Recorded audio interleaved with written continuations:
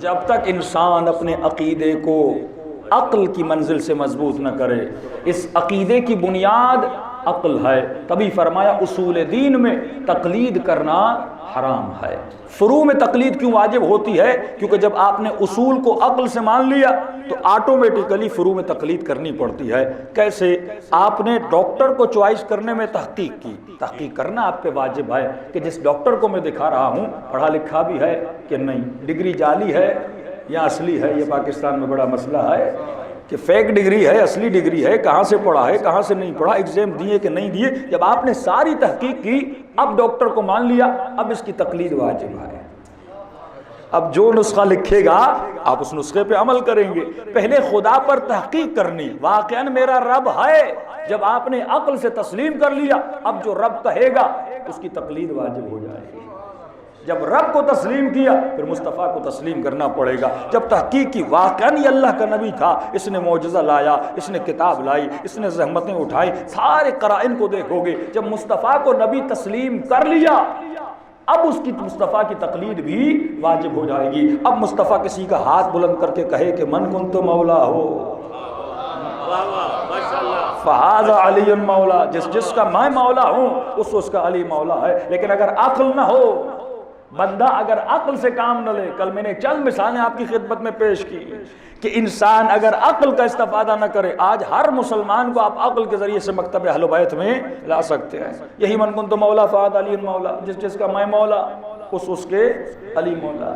اب ایک طرف دشمن ہے، ایک طرف سادہ مسلمان ہے۔ سادے مسلمان کو الفاظ کی بحث میں ڈالا جاتا ہے، اور جس کا میں مولا، اس کا مطلب یہ ہے جس کا میں دوست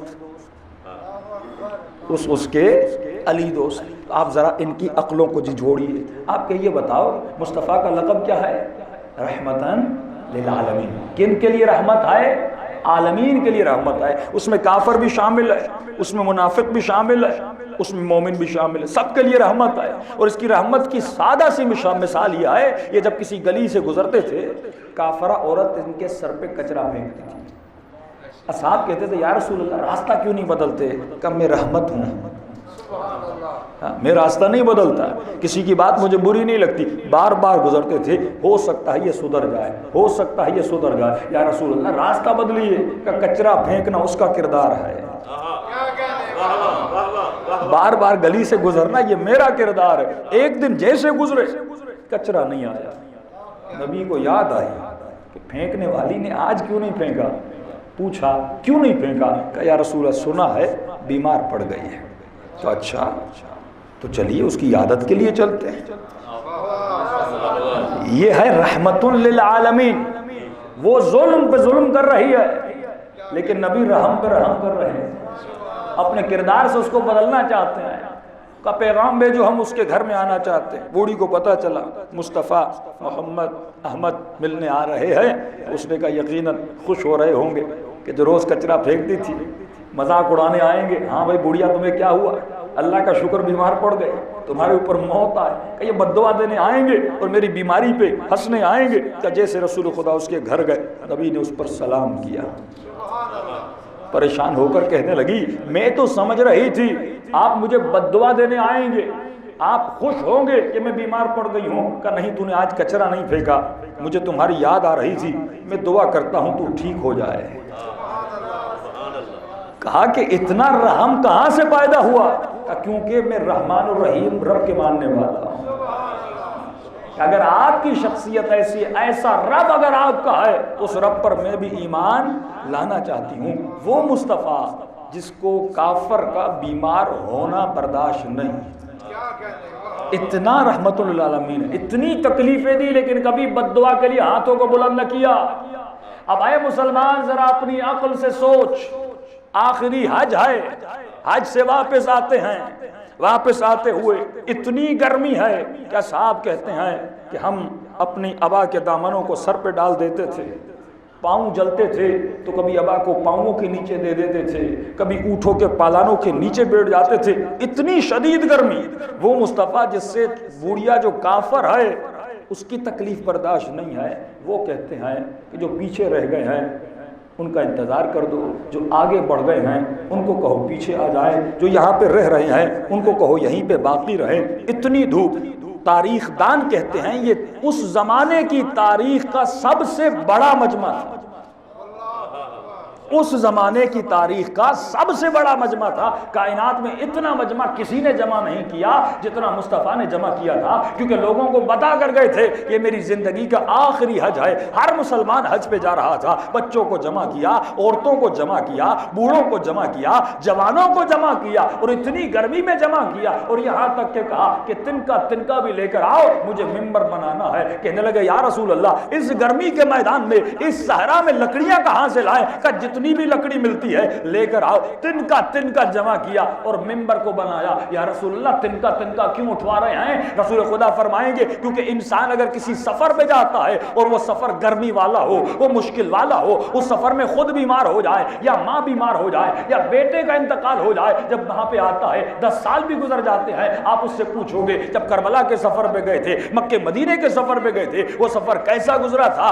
یہ خود کہے گا وہ سفر بڑا سخت تھا، اس پہ ایک برا واقعہ ہوا تھا، گرمی بہت تھی، یا بیٹا مر گیا تھا، یا میں بیمار پڑ گیا تھا۔ تو جس سفر میں سختیاں ہوتی ہیں وہ سفر پوری زندگی انسان کو یاد رہتا ہے۔ نبی نے گرمی میں تنکا اٹھوایا تاکہ جب تک زندہ ہو یہ تنکا یاد ہو۔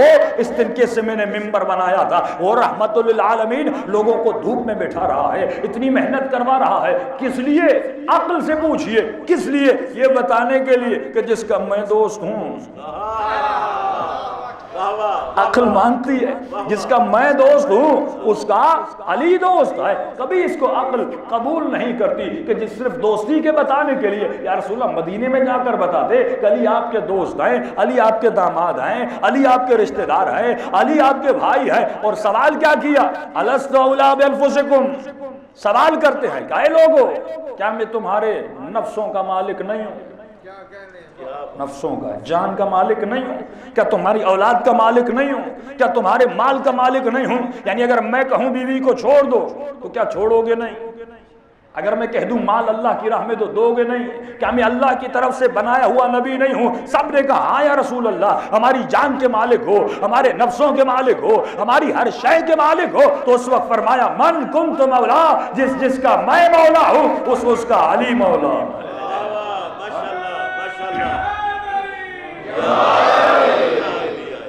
اب اور مسلمان خود سے پوچھے، جس مسلمان کے دل میں محمد کی اتنی محبت کہ اس کی جوتیاں سر پہ رکھے،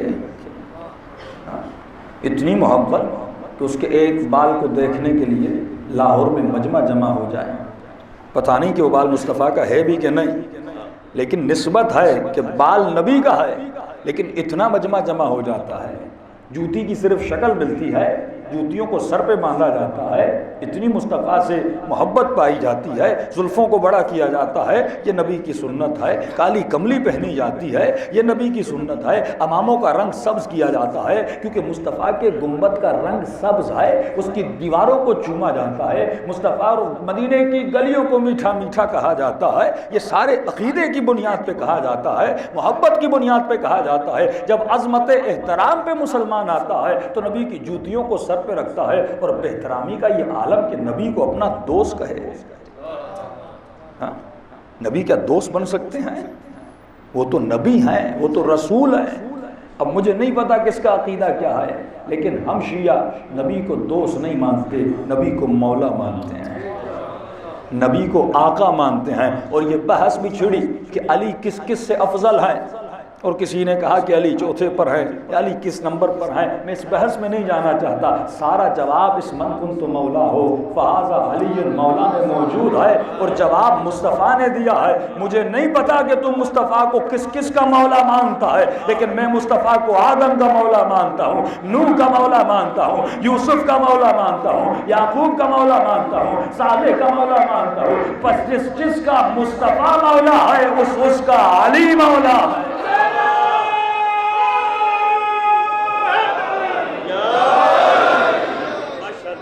اب یہ سوچنا ہے کہ مصطفیٰ کن کن کے مولا ہیں، کن کن کے آقا ہیں۔ مصطفیٰ انبیاء کے مولا ہیں، مصطفیٰ اصحاب کے مولا ہیں، مصطفیٰ مسلمانوں کے مولا ہیں، مصطفیٰ ہمارے نفسوں کے مولا ہیں۔ اور فوراً کہا جس کا میں مولا ہوں بس اس کو علی کو بھی اپنا مولا ماننا چاہیے۔ اس وقت سب نے علی کو اپنا مولا مانا، اور عجیب مقام غدیر خم ہے۔